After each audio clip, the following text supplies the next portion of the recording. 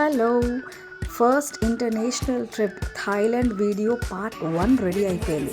So late చేయకుండా let's get started.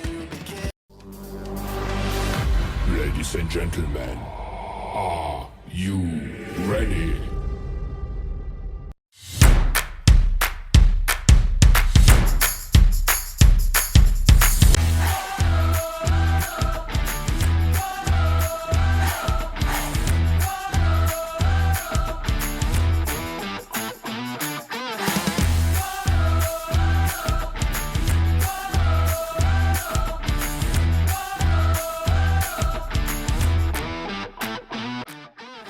Thailand local time ప్రకారం morning 2:30కి అలా దిగాము. మేము అక్కడ ఇమిగ్రేషన్ ప్రాసెస్ అవన్నీ కంప్లీట్ చేసుకోవడానికి కొంచెం టైం పట్టింది.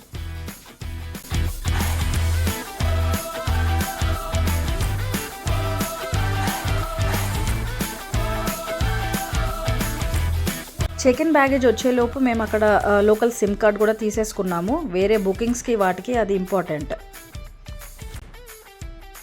డ్రైవర్ మమ్మల్ని పికప్ చేసుకునేసరికి 6 AM అయ్యింది. 1 hour 45 minutes జర్నీ అని చెప్పారు, కానీ అంతకంటే ఎక్కువే పట్టినట్టు అనిపించింది. ఎయిర్పోర్ట్ నుంచి పటాయా, గోల్డెన్ సీ పటాయా మా హోటల్ పేరు. కార్ మాత్రం చాలా కంఫర్టబుల్గా అనిపించింది. పెద్ద ట్రాఫిక్ అనేది అనిపించలేదు. ఎంత హాయిగా అనిపించిందంటే ఈసారి మా కార్ మారిస్తే ఇలాంటి కారే తీసుకుందాము అని అనిపించేంత బాగుండింది.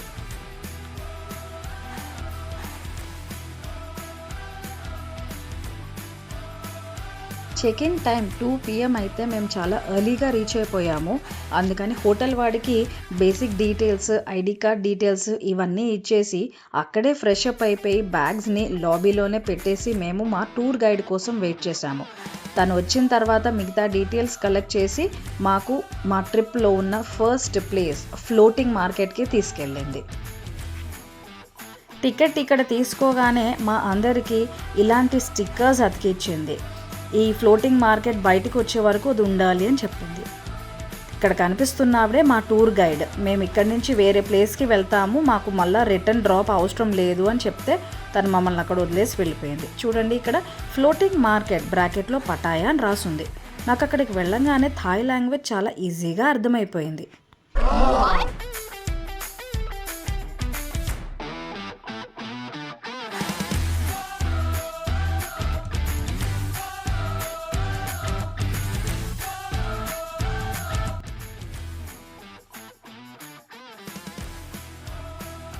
ఎంటర్ అవుతూనే మాకు మాల్గుడి అనే ఇండియన్ రెస్టారెంట్ కనిపించింది.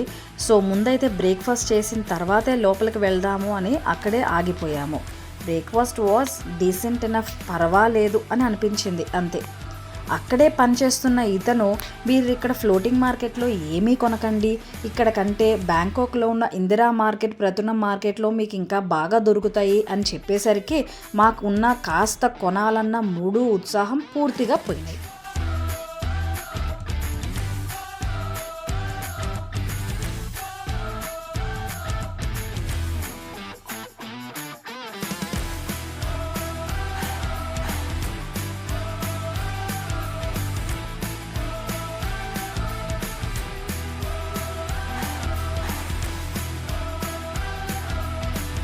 కొనాలి అనిపించేంతగా కొన్ని కనిపించాయి, కానీ వాడు అక్కడే పనిచేస్తున్నా కొనద్దు అని అన్నాడు కాబట్టి వద్దులే, తర్వాత నిజంగానే దొరుకుతాయేమో అని అనుకుని మేము వదిలేసాము.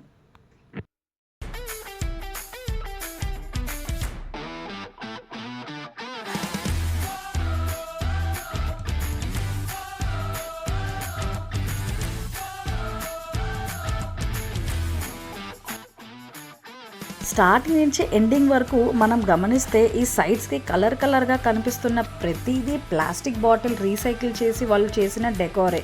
ఎక్కడైనా సరే మొత్తం అవే ఉన్నాయి. మొత్తం ప్లాస్టిక్ బాటిల్స్ని నీట్గా కలర్ చేసి దాన్నే డెకోర్కి యూజ్ చేశారు వాళ్ళు అక్కడ.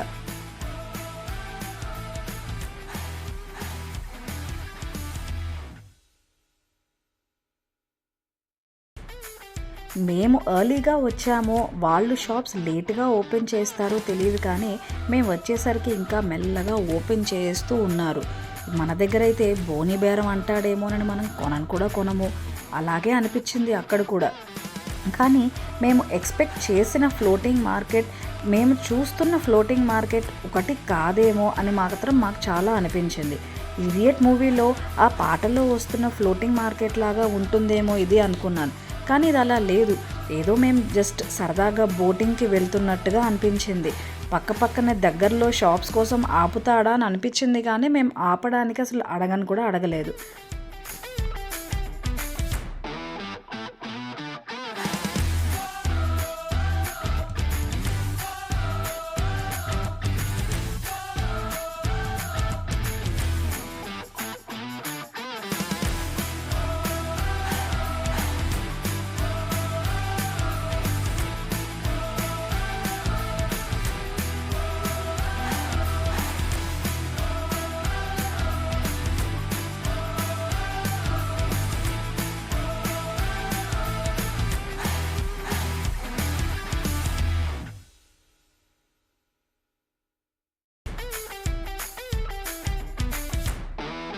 మధ్యలో బోట్ నడిపేవాడు బఫెల్లో అంటూ ఉంటే మాకు అర్థం కాలేదు దగ్గరికి వెళ్ళే వరకు. అక్కడ వైట్ బఫెల్లో ఉంది అని. దాన్ని కూడా వాళ్ళు చాలా వింతగా చూపించారు. అక్కడ కాసేపు ఆపి దానికి గడ్డి పెడతారా అని అడిగాడు.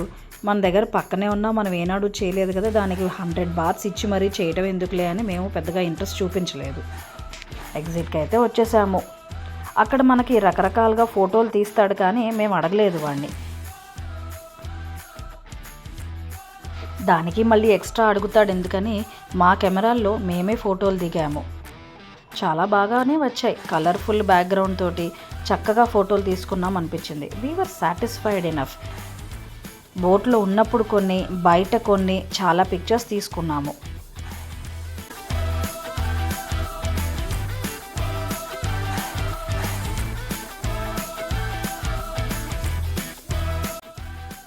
అక్కడి నుంచి మేము ట్రూత్ ఆఫ్ శాంక్చురీ అనే ప్లేస్కి వెళ్ళాము. ముందు ఒక కప్ ఆఫ్ కాఫీ తాగి ఆ తర్వాత వెళ్ళాము. 1981లో దీని కన్స్ట్రక్షన్ స్టార్ట్ అయ్యిందంట. అప్పటి నుంచి ఇప్పటిదాకా కంటిన్యూ అవుతూనే ఉంది. వినటానికి హాస్యంగా అనిపిస్తుంది, కానీ ఇక్కడ చెక్కతో మాత్రమే చేసి ఉన్న కార్వింగ్స్, స్కల్ప్చర్స్ మనకి కనిపిస్తాయి. అవి ఎంత అందంగా ఉంటాయో ఈ వీడియోలో మీరే చూస్తారు. ఎంట్రన్స్లో వెళ్ళేటప్పుడే మనకి హెల్మెట్స్ ఇస్తారు. ఎక్కడికక్కడ కన్స్ట్రక్షన్ అవుతూనే ఉంటుంది కాబట్టి వాళ్ళ జాగ్రత్త వాళ్ళది. వచ్చే వాళ్ళకి ఇబ్బంది పడకుండా ఉండాలి అని ఇలా స్టార్టింగ్లోనే మనకి హెల్మెట్స్ ఇస్తారు. దారిలో ఎక్కడా తీయకుండా వాళ్ళే జాగ్రత్త పడ్డారు. ఇది చూస్తూ ఉంటే మనకే అర్థమవుతుంది ఇంత చక్కగా ఒక వుడ్ని ఎలా కార్వ్ చేశారో అని. ఇంకొక విశేషం ఏంటంటే ఇది మొత్తం తయారు చేయటానికి ఎక్కడ చాలా చిన్న మేకు కూడా వాళ్ళు వాడకుండా కన్స్ట్రక్ట్ చేశారంట, చేస్తూనే ఉన్నారంట. చూడండి, మనకి కనిపిస్తూనే ఉంటుంది ఈ కార్వింగ్స్. అదంతా కూడా ఎక్కడ మేకు వాడకుండా చేయడం ఎంత కష్టమో ఈవిడ గైడ్ అక్కడ అవే వివరిస్తోంది.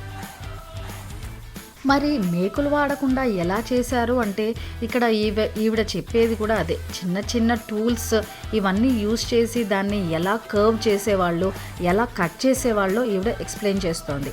మేము వెళ్ళినప్పుడు కొంతమంది వర్కర్స్ లంచ్కో దేనికో వెళ్ళారు అని చెప్పింది. సో అక్కడ ఉన్న వాటిని మేము చూసి వచ్చాము.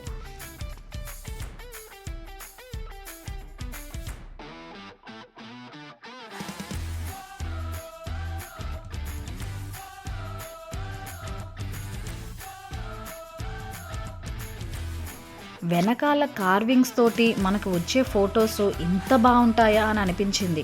ఇక్కడ ఫొటోస్ చూస్తే మా డ్రెస్సెస్కి, ఆ వెనకాల బ్యాక్గ్రౌండ్కి చాలా అందమైన ఫొటోస్ వచ్చినట్టు అనిపించింది. ఇక్కడ వచ్చిన వారికి థాయ్ కాస్ట్యూమ్స్ని అద్దెకిస్తారు వేసుకుని ఫోటోలు దిగటానికి. మేము తీసుకునే బదులు ఆల్రెడీ తీసుకుని ఫోటోలకి రెడీగా ఉన్న ఒక ఆవిడ కనిపిస్తే ఆవిడతో మేము కూడా ఫోటోలు దిగాము.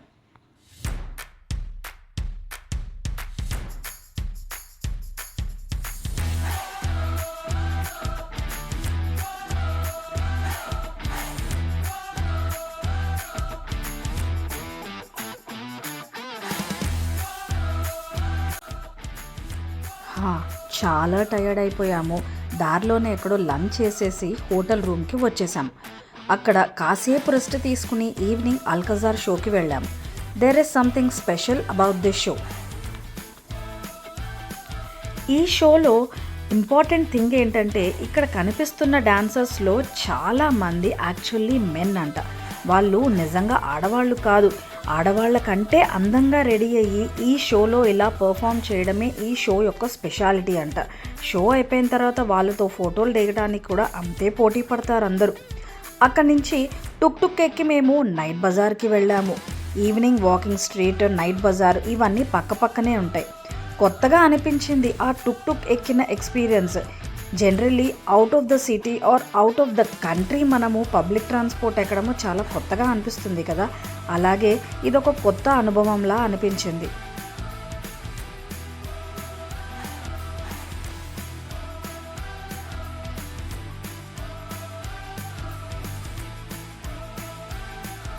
వాకింగ్ స్ట్రీట్ అనేది పెద్దగా ఫోటోలు వీడియోలు తీసే ప్లేస్ కాదు. వాళ్ళ లైవ్లీహుడ్ కోసం వాళ్ళు వర్క్ చేస్తున్నారు. అది చూడటానికి విచ్చలవిడిగా జనం వస్తున్నారు. ఒకసారి ఆలోచిస్తే లోపల వాళ్ళు వర్క్ చేస్తున్నప్పుడు బయట వాళ్ళ పిల్లలు కూర్చునే ఫోన్లో ఆడుకోవటం, బొమ్మలతో ఆడుకోవడం చూస్తే కాస్త జాలేస్తుంది. అంతకంటే మనం చేయగలిగింది కూడా ఏం లేదు. కాసేపు ఇటు నుంచి ఇటు వాక్ చేసేసి ఏమీ తినలేక ఫ్రూట్స్, కొబ్బరి నీళ్లు తాగేసి we just called it a night that day. Next day coral ఐలాండ్స్కి వెళ్ళడానికి మేము రెడీ అయ్యాము. వ్యాన్లో కొంత దూరం తీసుకొచ్చింది. అక్కడి నుంచి బోట్లో వెళ్ళడానికి వెయిట్ చేయాలి. ఈలోపే మేము బాగా అలసిపోయాము. ఇక్కడ ఆరెంజ్ హుడీ వేసుకున్న ఆవిడ ASN tours and travels guide అనమాట. ఆవిడ వెనకాలే మేము వెళ్ళాము. వెళ్తూ దారిలో ఉన్నవన్నీ కవర్ చేసుకుంటూ ఫొటోస్, వీడియోస్ తీసుకుంటూ వెళ్ళాము. అక్కడ దాకా వెళ్ళిన తర్వాత ఒక బోట్ ఎక్కిస్తారు. It was a speed boat.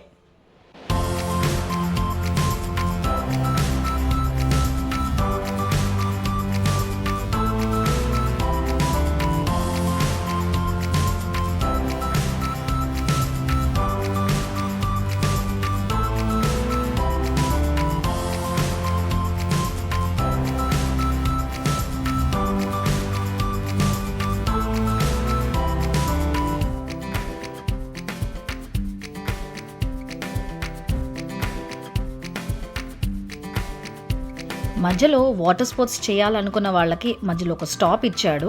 మేము అక్కడ ఏం చేయలేదు, డైరెక్ట్గా కోరల్ ఐలాండ్స్కి వెళ్ళిపోవడానికి ప్రిపేర్డ్గా ఉన్నాం కాబట్టి.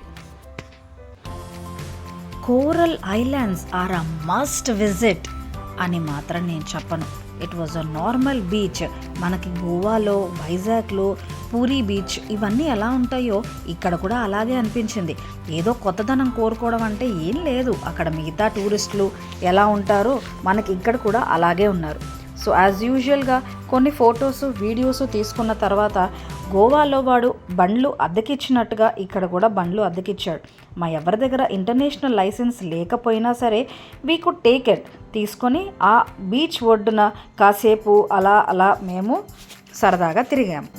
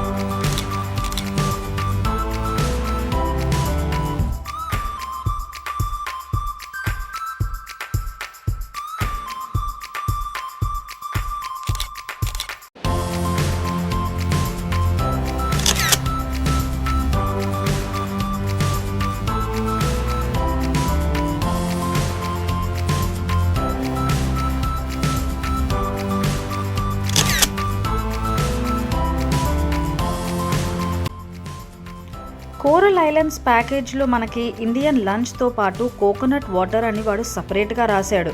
కాబట్టి మేము దానికోసం అక్కడ కాసేపు వెయిట్ చేసాం. అలా వెయిట్ చేస్తున్నప్పుడే కొన్ని వింత ఆహార పదార్థాలు కూడా కనిపించాయి. అక్కడే ఈవిడ పైనాపిల్ని అతి జాగ్రత్తగా కట్ చేస్తూ కూడా కనిపించింది.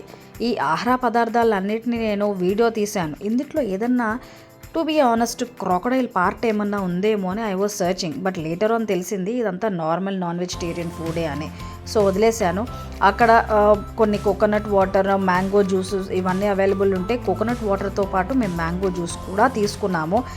చాలా చాలా యమ్మీ అనిపించింది. బికాస్ టూ మచ్ హాట్లో మాకు ఇలాంటి మంచి కోల్డ్ వాటర్ మనకి దొరకడం అనేది చాలా హాయిగా అనిపించింది, చాలా రిఫ్రెషింగ్గా అనిపించింది. కాబట్టి ఎవరికి కావాల్సిన డ్రింక్స్ వాళ్ళు తీసుకున్నాము. నేను ప్రీతి మాత్రం మ్యాంగో జ్యూసెస్ తాగాము. ఇంకా తీసిన ఫోటోలు వీడియోలు చాలు అన్నట్టుగా వీళ్ళు ఉండేసరికి మేము అక్కడి నుంచి రిటర్న్ అయిపోయాము.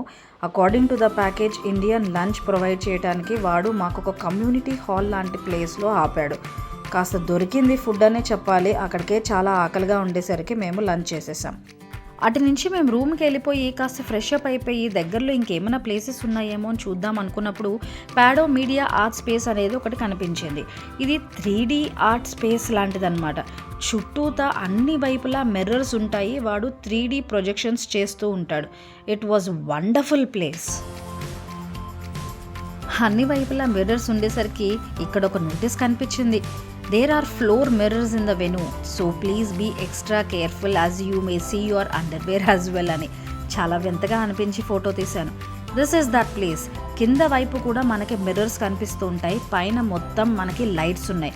ఆ లైట్సే కింద నుంచి రిఫ్లెక్ట్ అవుతూ ఉండింది. చాలా అందంగా ఫొటోస్ అండ్ వీడియోస్ వచ్చాయి ఈ ప్లేస్లో అనే చెప్పాలి.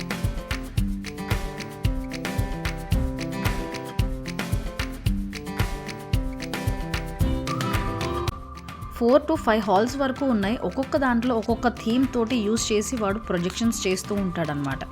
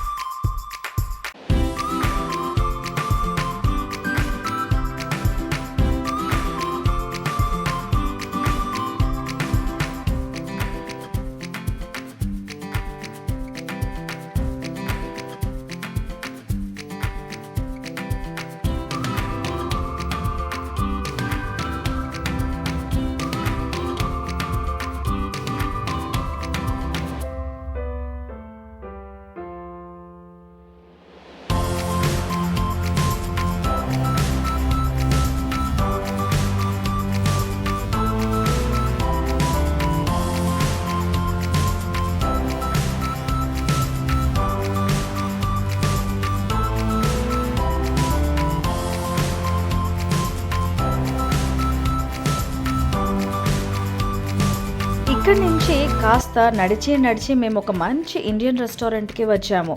అది లిటిల్ ఇండియా బై సరంజీత్. ఇక్కడ మాకు వాడు ట్యాబ్ ఇచ్చేసి మీకు కావాల్సిన పాటలు మీరే పెట్టుకోండి అన్నాడు.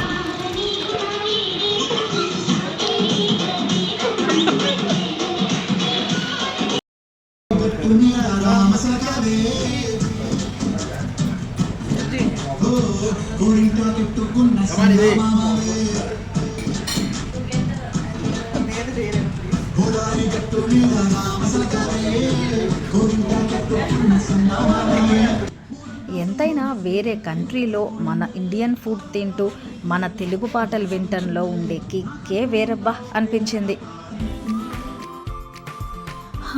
అప్పుడే పటాయాలో 2 days అయిపోయినాయా అనిపించింది.